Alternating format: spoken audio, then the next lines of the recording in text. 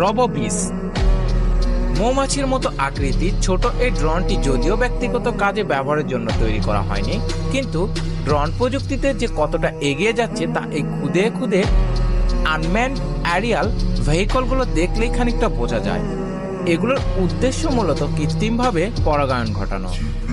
রবোবিস যেমন দূর থেকে নিয়ন্ত্রণ করা যাবে, তেমনি ক্যামেরা এবং সেন্সরের সাহায্যে স্বয়ংক্রিয়ভাবে এগুলো ফুল থেকে ফুলে ঘুরে ঘুরে উদ্ভিদের পরাগায়ন প্রক্রিয়ায় সাহায্য করবে। তো বন্ধুরা, এই ছিল আজকের বিশ্বের সবচেয়ে 5টি ড্রোন। ভিডিওটি ভালো লাগলে অবশ্যই আমাদেরকে কমেন্টের মাধ্যমে জানাবেন। সবাই ভালো থাকুন, সুস্থ থাকুন।